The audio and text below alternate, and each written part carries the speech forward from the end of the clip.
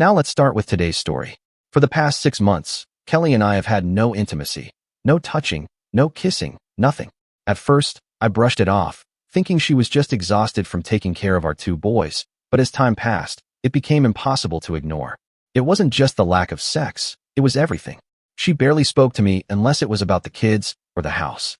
She pulled away when I tried to hug her, flinched when my hand brushed against her arm. It was like I had become invisible to her. I'm not the kind of man who likes to let things fester. I don't enjoy sitting in silence, pretending everything is fine when it's clearly not. So, one night, after we put the kids to bed, I sat her down. My heart was pounding, but I needed answers. "Kelly," I said gently, "can we talk?" She sighed, already looking frustrated. "About what?" "About us," I said, leaning forward. "I feel like you don't even see me anymore. You don't talk to me. You don't touch me. I need to understand what's happening. Did I do something wrong?" At first, she wouldn't answer. She just stared at the table, running her fingers along the edge. I could see the tension in her shoulders, the way she clenched her jaw. I waited. Finally, she exhaled and looked up at me. "I'm doing everything myself, Henry," she said, her voice tight. "I can't count on you. I make all the decisions. I handle the kids. I wear the pants in this house." I blinked. The words hit me like a slap. "You think I don't do enough?" She gave a bitter laugh. "It's not about enough. It's about feeling like I have a partner. I don't. I feel like I'm on my own. And honestly, Henry, maybe you'd be better off alone." That one cut deep. My stomach twisted, but I forced myself to stay calm. "Kelly, I don't want to be alone. I want to be with you. I love you." She looked away. I don't feel that way anymore." I swallowed the lump in my throat and nodded. "I hear you," I said carefully. "I understand that you're overwhelmed, and if I haven't been the partner you need, I'll do better. I'll work on it." But even as I said it, something didn't sit right. Because the truth is, I do help. A lot. I work 8 to 9 hours a day from home, but the second I'm off, I'm with the kids. I play with them, feed them, take the older one to swimming lessons, put them to bed. If they wake up in the middle of the night, I get up too. I do the dishes, buy groceries, clean up when I can. Kelly prefers to clean because, in her words, I'm not that efficient at it. But still, I contribute. I take care of the car, handle things for the new house, and do what I can to make Kelly's life easier. I know having 2 little boys is exhausting, and I try to do my part. But I also know I'm not the kind of person who is constantly looking for the next thing to do. Some people can't sit still for 5 minutes without thinking about chores, business ideas, or projects. Her father is like that, always moving, always fixing something. I'm not. Once the day is over, the kids are asleep, my work is done, and the house is cleaned up, I like to unwind. I'll watch a movie, play some video games, just ease my mind. I've never been the type to start my own business. I'm good at what I do, and I prefer to be given tasks and do them well. There are plenty of people like me, and I'm not ashamed of it. I don't have dreams of becoming a millionaire. I just wanted a stable job, a happy family, and a good life. And for years, that was enough for Kelly. We were happy, 4 years of marriage, 5 years together before that. But at some point, something changed. Our first big conversation happened in December. After that, I started making an effort to go against my natural instincts. I pushed myself to be more proactive, doing extra grocery runs, fixing things around the house without being asked, making sure I wasn't just sitting around in the evenings. No rest. Kelly seemed to like that, but it didn't change how she treated me. She was still distant, cold, uninterested. I couldn't ignore it anymore. I had to initiate a second conversation. One night, after putting the kids to bed, I sat across from her at the dining table. "Kelly," I said, my voice steady but firm. "Do you want to save our marriage?" She hesitated, looking away. "I don't know." I felt a knot form in my stomach, but I forced myself to keep going. "Do you want to go to marriage counseling?" Again, she sighed. "I don't know." I clenched my jaw, trying to keep my emotions in check. "Kelly, this isn't the time for I don't know. Our kids might have to grow up with parents living separately soon. This is serious." She was quiet for a moment. Then finally, she nodded. "Okay." Hearing that, she agreed. I had to be the one to find a therapist. Kelly didn't show any interest in it. She agreed to counseling, but there was no enthusiasm, no effort on her part. During our talk, she said some things that cut deep, things I wasn't sure I could ever forget. "I married you only to impress my parents and my married sisters," she admitted, her voice void of emotion. "I wanted us to be a big, happy family. I wanted beautiful children." I stared at her, my chest tightening. "You married me for them? Not because you loved me?" She sighed. "I was enchanted, not in love." The words hit me like a punch to the gut. I had spent years believing we had something real, something strong. And now she was telling me she had never truly loved me? That our marriage had been more about appearances than genuine connection? I also found out she had met with her priest to discuss our marriage. I wasn't against her seeking guidance, but it stung that she hadn't even told me about it. It felt like she was looking for solutions everywhere except with me. Still, I found a good therapist. We've had 2 sessions so far, and we're about to go into our 3rd. One thing we've learned is that we have very different love languages. I need physical touch, hugs, kisses, closeness. She needs acts of service, work being done, tasks completed. But even with that knowledge, nothing has changed. She still doesn't give me any physical affection. No hugs, no warmth. After our last session, I asked her, "Did you like it? How do you feel about it?" She shrugged, avoiding my eyes. "I don't know. It's just uncomfortable, sharing our private life with a stranger." I wanted to tell her that discomfort is part of the process, that if she wasn't willing to be vulnerable, we'd never fix anything. But I held my tongue. I was tired of being the only one fighting for this marriage. The therapist was shocked when she found out we hadn't been sleeping in the same bed for 6 months. Kelly explained it away, saying she was sleeping with the kids and there was no room for me. The therapist didn't buy it. "That's a terrible example for your children," she told us. "If there's no space, go to AITA, buy a damn single bed, and put it next to yours." So, I did exactly that. I bought a bed, put it together, and now I sleep beside them. But I still feel like I'm sleeping alone. Kelly stays far to the left, the boys are in the middle, and I'm way off to the right. Since all of this started, she's changed her reasoning. Now she says she's depressed from staying home with the kids all day. She claims she only said those things before because she was too emotional. I would never say something so cruel to her, no matter how emotional I was. But I chose to believe her, because what else could I do? Recently, she went back to work, and we hired a nanny. The only noticeable change is that we've started talking again. But talking isn't enough. I'm not just her friend. I'm her husband. And there's still no intimacy. No sign that things are improving. She doesn't even seem to care about our next marriage counseling sessions. I kept scheduling the counseling sessions because if I didn't, they wouldn't happen.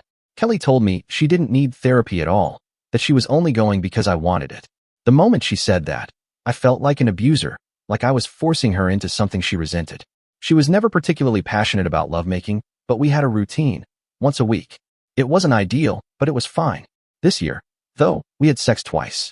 Once in January, because it was my birthday. Apparently, I have to age to get laid now. And the other time was after one of our counseling sessions.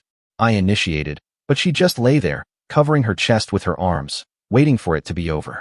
That moment stuck with me. It made me not want it anymore. Because that's not what intimacy is supposed to be. It's not supposed to feel like a chore or an obligation. When I brought it up, she was cold, detached. "That's just how I am," she said, shrugging. "If you don't like it, just leave me." I didn't know what to say to that. Was she daring me to go, hoping I'd give up? Or did she genuinely not care anymore? Then came the night I saw her trying to call her ex-boyfriend. For times. At 10 p.m. We had an app on our phones that saved call logs for both our numbers. That's how I saw it. 4 outgoing calls to the same number, one after another. I wouldn't have known otherwise. I confronted her immediately. "Why were you calling your ex 4 times at 10 o'clock at night?" She blinked at me, completely unfazed. "I wasn't," she lied. I pulled out my phone and showed her the app. Then explained this. She hesitated, then sighed. "Fine." I tried to call him. "Why?" My voice was sharper than I intended.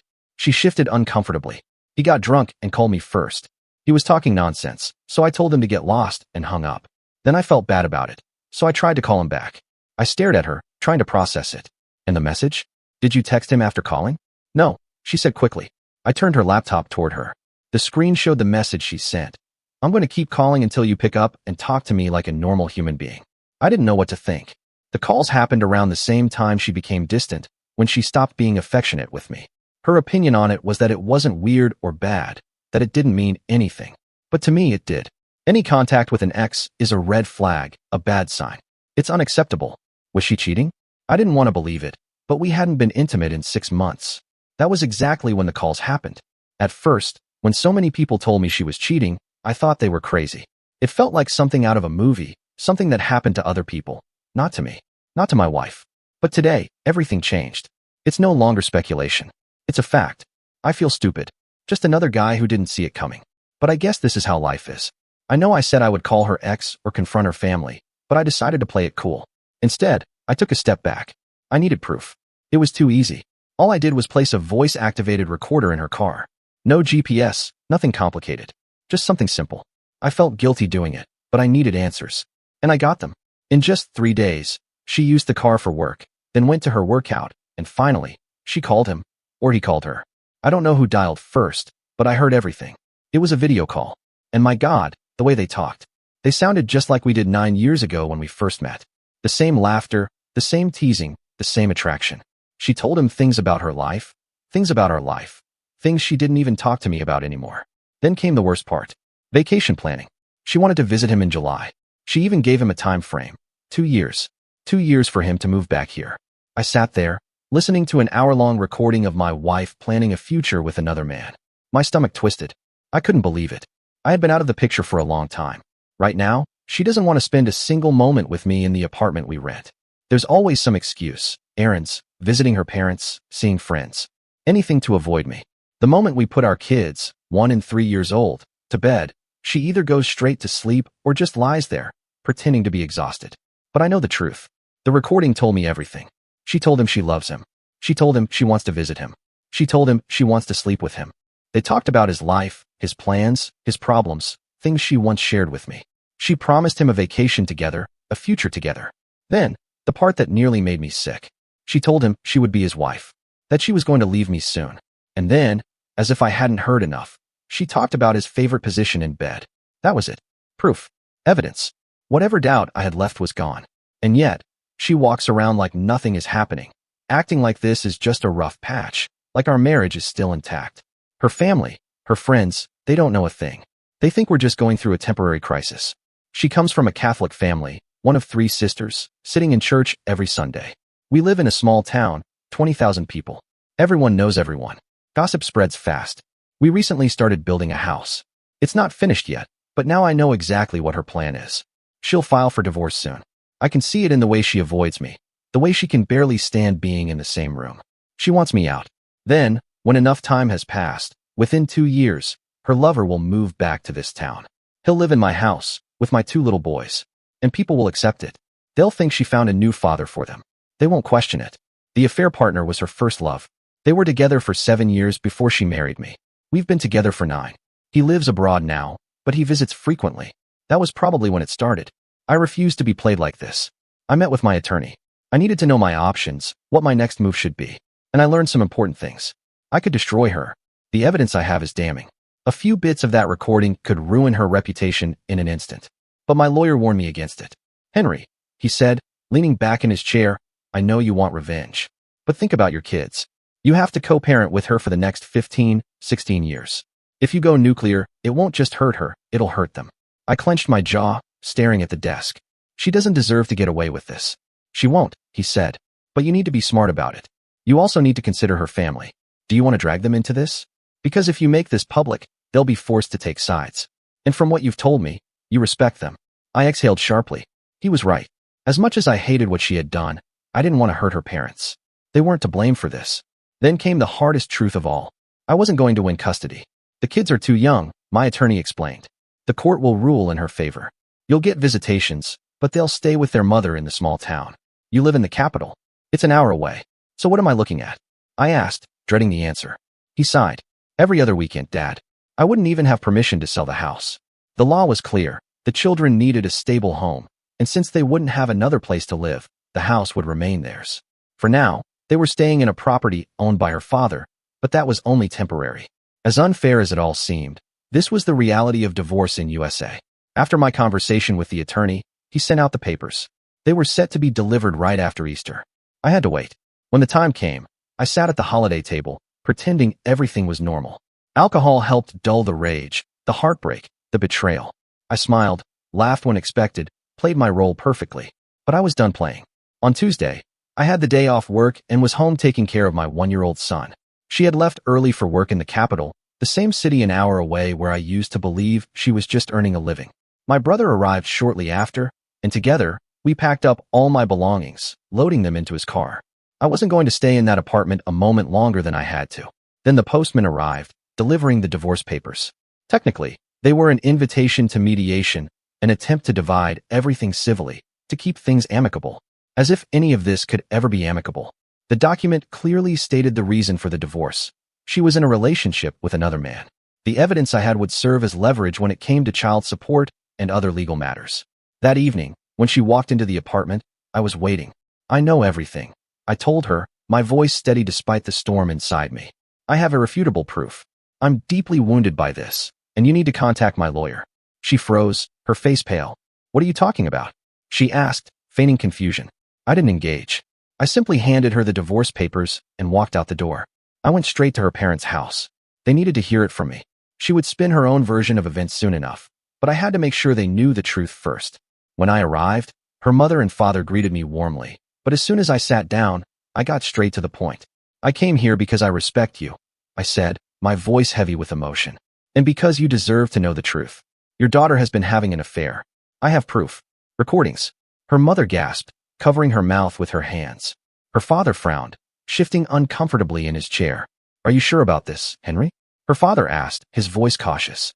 I nodded. I wouldn't be here if I wasn't. I wanted to ask you something first. Do you believe I have been a good husband? A good father? Her mother spoke first. Yes, of course, she said without hesitation. Her father nodded slowly. You've always taken care of them.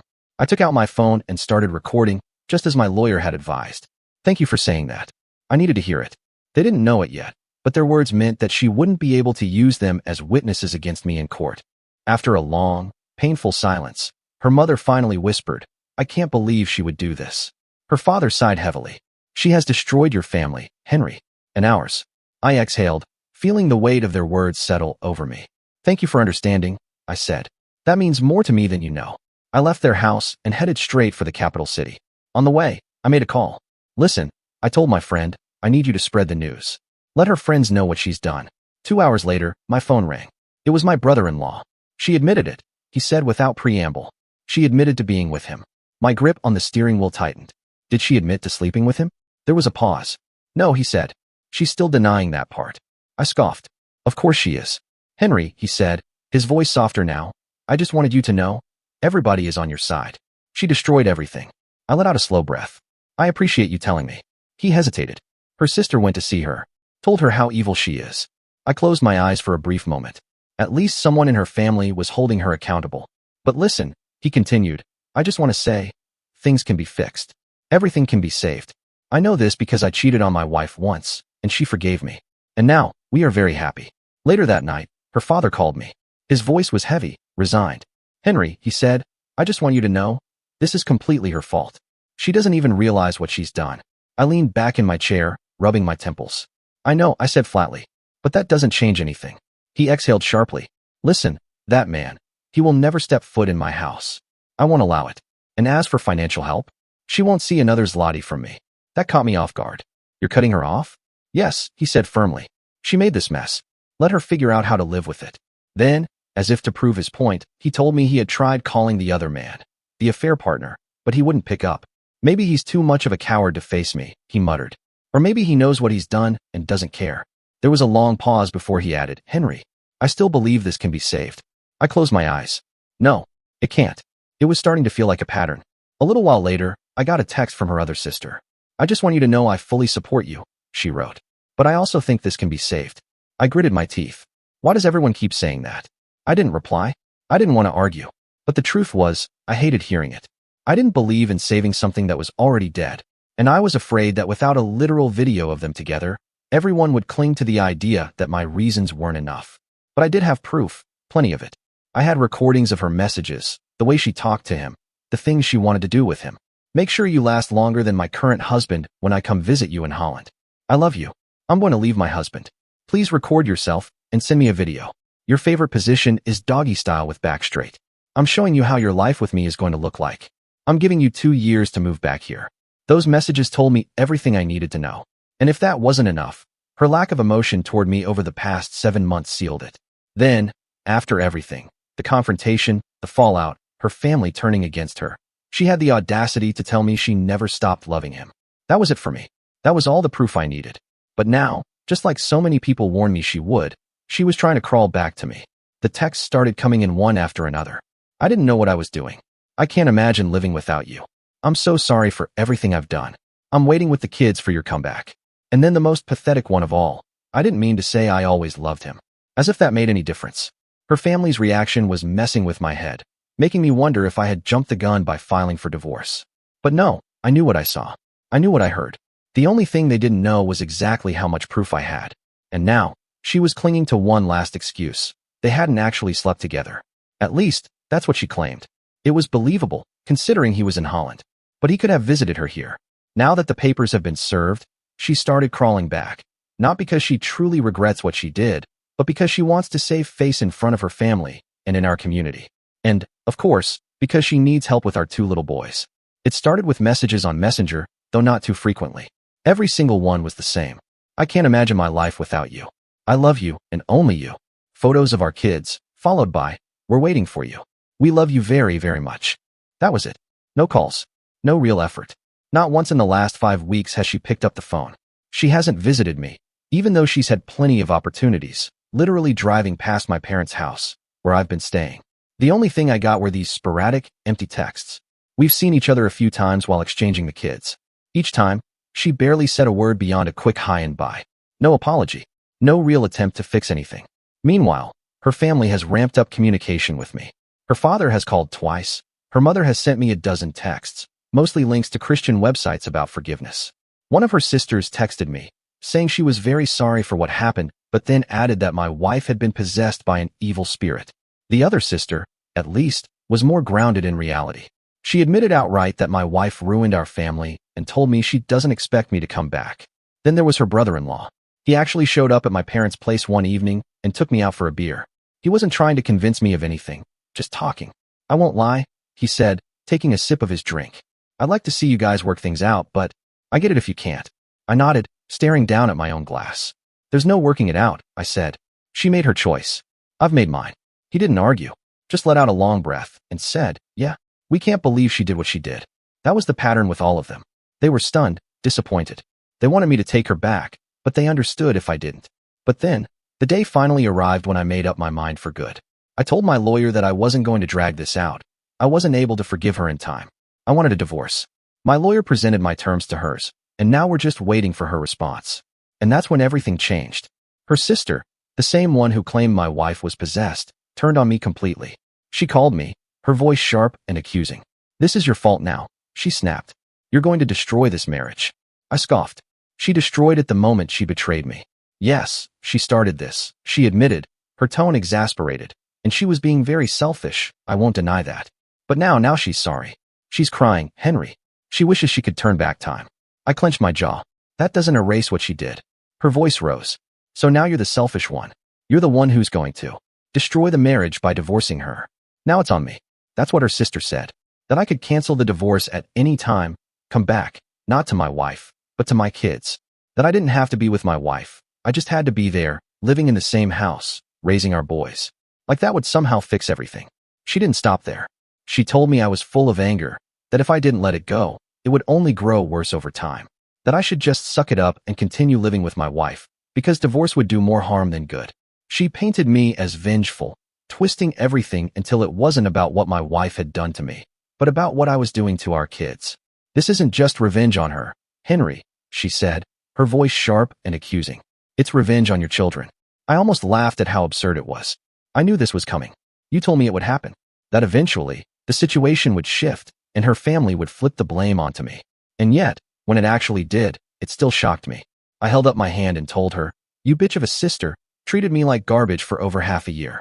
She abandoned me, physically, emotionally. She chose to betray me. She wanted to leave me.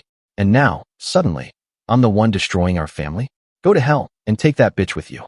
She hung up. They're swaying me hard. It's relentless. But I won't change my mind. The divorce will happen. Now they've built this whole narrative where I'm the guy who's abandoning my kids. Like I don't love them. Like I don't want to be with them. I've been thinking about how to destroy that argument completely. One idea crossed my mind, presenting my own terms for getting back together. Something she would never agree to. I don't love her. That much is clear. But for my boys, I would do it, under my own conditions. No marriage, just partnership. Separate finances.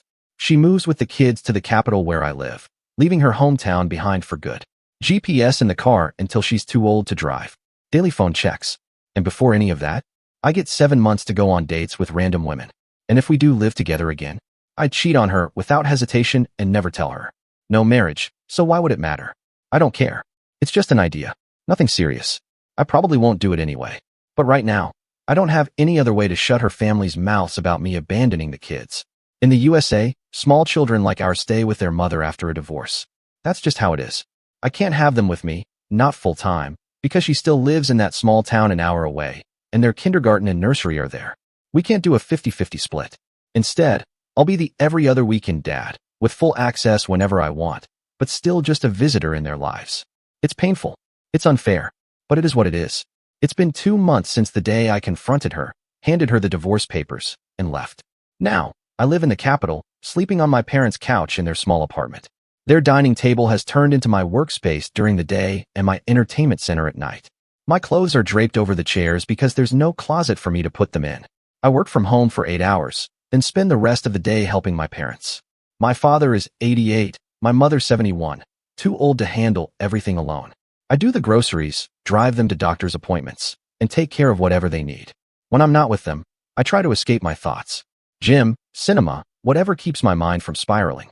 But the one thing that truly makes me happy is seeing my kids. Every weekend, she drops them off, and I drive them back at the end. Those weekends are everything to me. I forget about the divorce, the fights, the lawyers. Everything fades when I'm with them. At least there's no doubt now. I did a paternity test. The boys are mine, but the divorce terms are a mess. Since I don't have a place of my own, I need a significant amount of money from her. She's taking over the mortgage for the house, which we both built together, and she agreed to take full financial responsibility for it.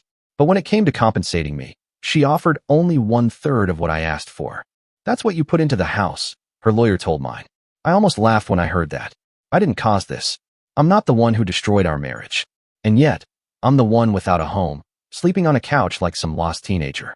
1/3 of what I asked for won't get me an apartment. It won't even get me close. This isn't fair. I told her over the phone the last time we spoke. You know it isn't. She sighed. I'm keeping the house, Henry. I can't just give you half. That's not how this works. You shouldn't be keeping it, I shot back. You can't afford the mortgage and pay me at the same time. You should have sold it from the start. There was a long silence. That's when I realized she knew I was right. She didn't want to admit it, but she was starting to see that she might be forced to sell after all. That's what should have happened from the beginning. Sell the house, split the money fairly, and move on. But no, she had to fight it, drag things out, make it messy. Now, she's backed into a corner. And that's just one financial fight. There's also child support. The amount she wants is ridiculous. I'm not refusing to pay, but she's demanding too much. That needs to be settled, too. Then there's the issue of picking up the kids. She insists that I should be the one to drive to the small town to get them and bring them back at the end of the weekend. It's a lot. Time, fuel, and money. The logical thing would be for her to drop them off and for me to return them. But of course, logic doesn't matter when she's the one setting the rules. She's responsible for all of this. She caused it. She created this mess. But at the same time, she's still ready to argue about divorce terms. Her sister invited me to her daughter's communion last Sunday. I went, not for the family, not for the event, but for my boys. Any extra time with them is worth it. Everyone there knew that my decision was final. No one tried to talk me out of it. They just let me be while they sat at the table, drinking and eating after the ceremony. I focused on my kids, making sure they were happy, playing with them, keeping my attention on them instead of the whispers around me. At one point, though, my wife approached me. Her voice was hesitant, like she was testing the waters. Is your decision truly final? I looked at her, steady and calm.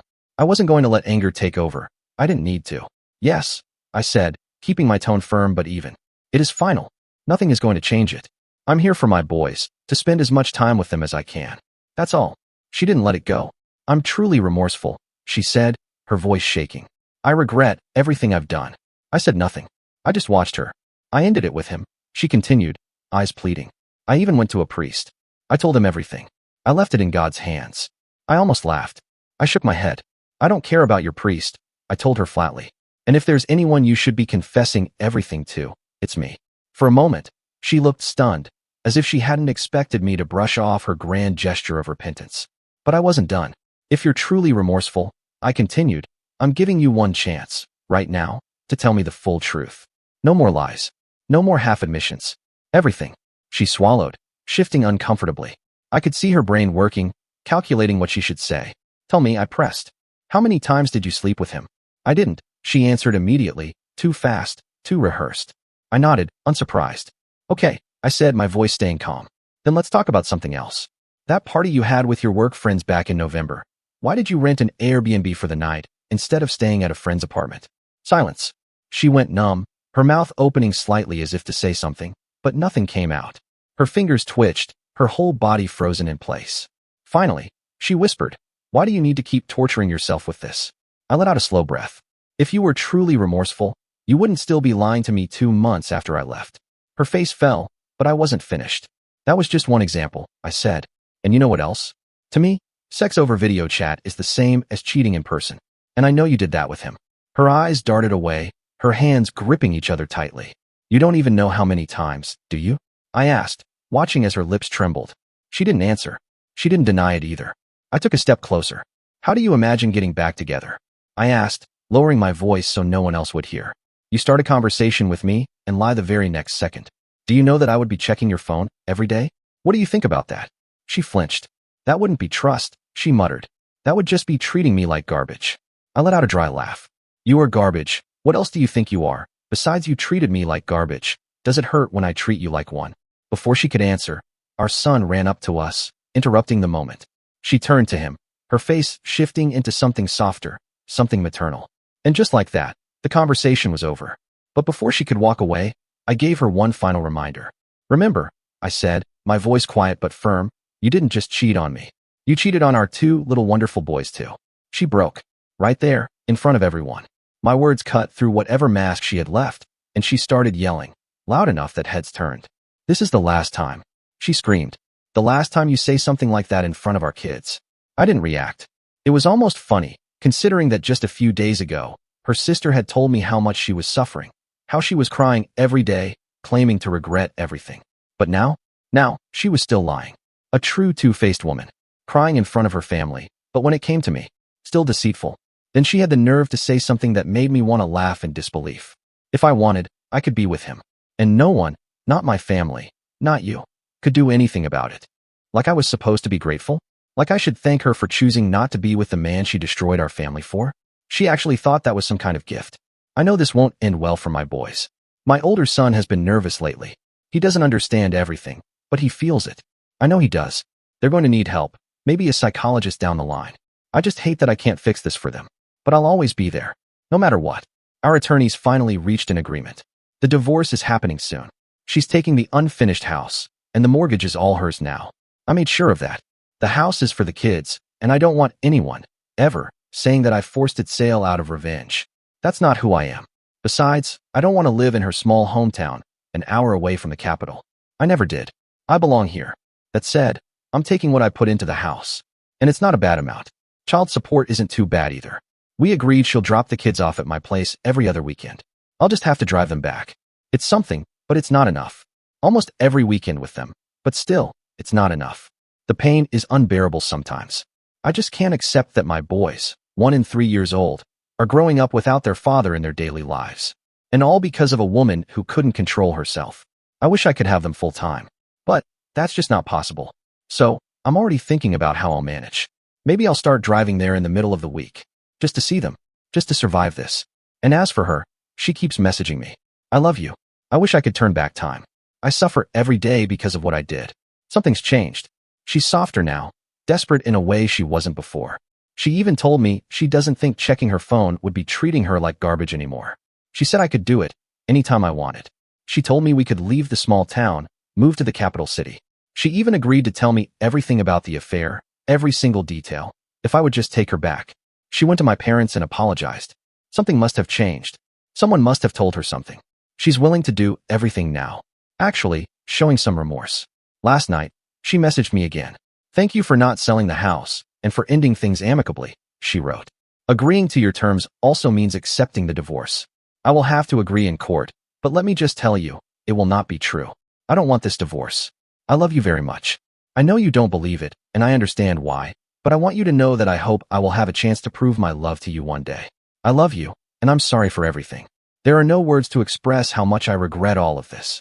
Words like that sway me, and I hate that they do. They don't help with the healing process at all. I'd be lying if I said they didn't affect me. The vision of my boys growing up in the capital instead of that small town is tempting. A life where I don't have to be just a weekend father, where I don't have to drive back and forth just to be in their lives.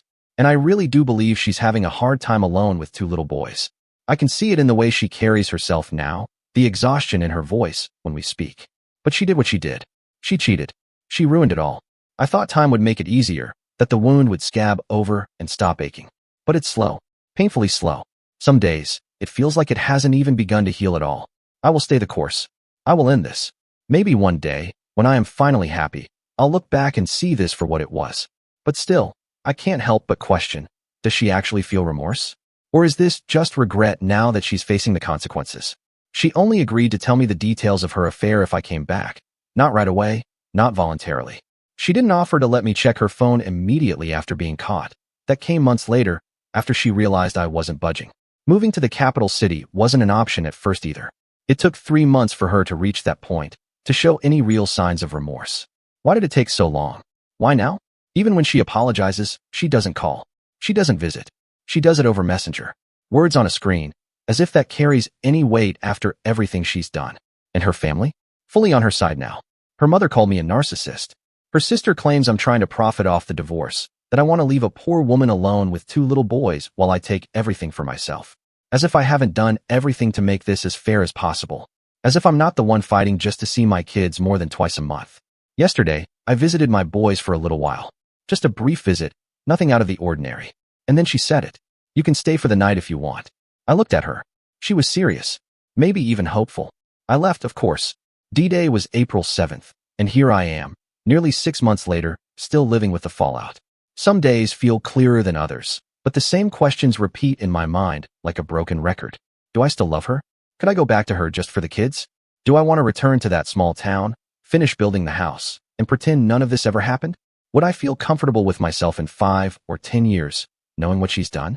The answer to all of them is a definite, unwavering no. No hesitation. No second guessing. Yes, I love my kids immensely. I want to see them every day, be there for them in every way. But I can't. Yes, I wish I could love her again, that I could somehow rebuild what we lost. But I can't. Yes, I would love to have my family back. But I can't. I wish I could forget. But I can't. At one point, I even gave her a second chance. I told her she could move to my city with the kids, and we could start fresh. If she really wanted to fix things, this was the way forward. She didn't even consider it. I have my family's help here, she said. And I won't sell the house. I want our kids to have something in the future. I remember looking at her, feeling something inside me break for the last time. A family isn't a stupid building, I told her. A family is a mother, a father, and their children. She had nothing to say to that. She just sat there, silent. That's when I understood there was no us anymore. No compromise, no middle ground, no way back. Just legal agreements and technicalities.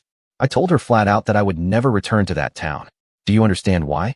That's where the affair started, I said. He saw you on the street, driving by, and called you. And now I'm supposed to just live there? Finish building a house that's only a mile away from his family's house. She looked away, ashamed. Or maybe just tired of hearing the truth. He doesn't even live here, she said weakly. He's abroad. Yeah, and he visits 2 or 3 times a year. And every single one of those times, I'd be wondering if you're seeing him. She had no response. And that was the end of the conversation. I hate that small town. She doesn't want to live in the capital. That's it. There's no fixing this. And now, even with our agreements in place, she's finding new ways to make things difficult. We settled that I would take the money I put into the house, and she would keep the building for the kids. It was a fair deal, until she decided it wasn't. There's one part of the agreement that's unfair, she told me recently. I'm not allowed to sell the house until the kids turn 18. And if I do, I have to split the money with you. That's not unfair, I said. That's protecting my investment. I put money into that house. You keep it for the kids, fine. But if you sell it, I get my share. That was the deal. She sighed. But I'm finishing the house with my own money now. If I ever sell it, you'll be getting half of a much more expensive finished home. Why are you even thinking about selling it? I asked, suddenly suspicious. She hesitated. I don't know what my life will be like in the future. And that's exactly the problem. I can't trust her. At this point, I'm leaning towards just selling the building. I can't shake the guilt of selling a house that was meant for my kids. No matter how much I try to convince myself it's just a building, the thought lingers. Then today, she sent me a message. I would like you to answer my question. I'm asking you here because if I were to do it in person, we would only shout at each other. You've told me who I am, what I've done, etc., and you don't want to talk about it anymore. Having all that discussed, do you want to forgive me, leave the past behind, and build our family from scratch? Or do you already know that you don't and won't ever be able to forgive me, and that you will never come back to us? Please think about it, and let me know if you want our marriage back or not. I read it twice. What does this even mean? She's in no position to demand such a definitive answer from me. I can't shake the feeling that there might be someone else, and she's just trying to clear things up before moving on.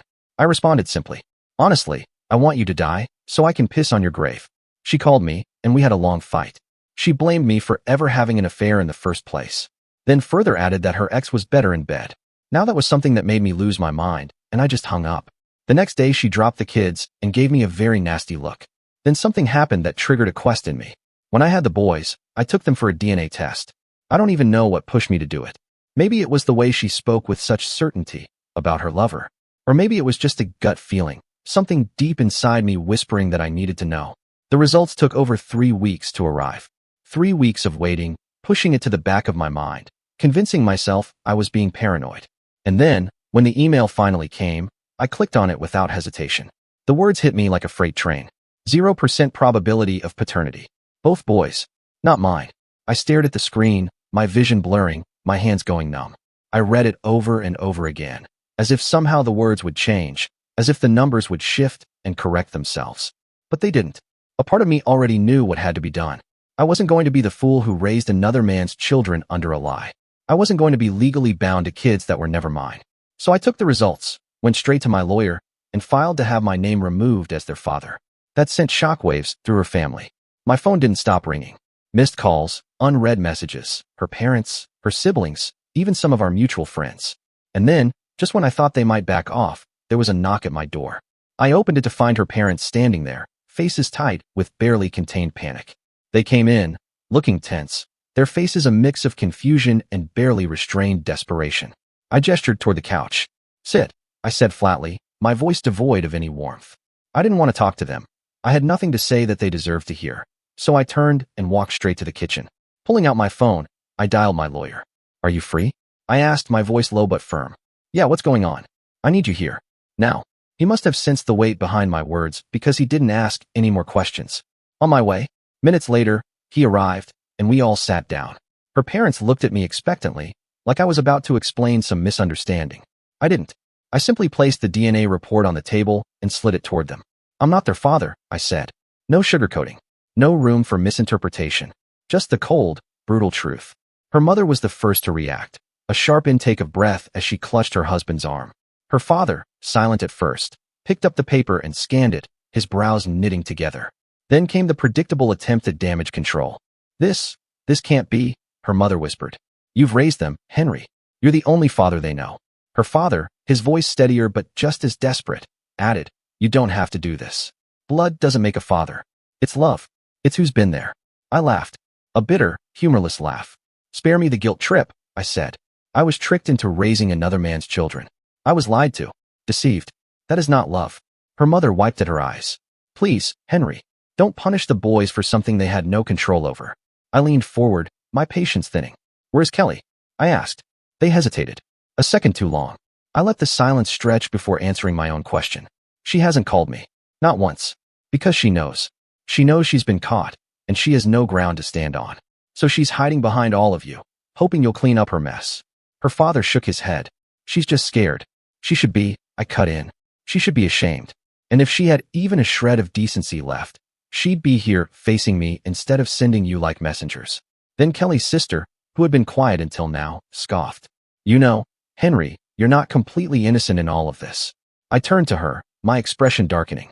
"Choose your next words carefully," I warned. She crossed her arms, defiant. "You were distant. You weren't paying attention. You made it easy for her to."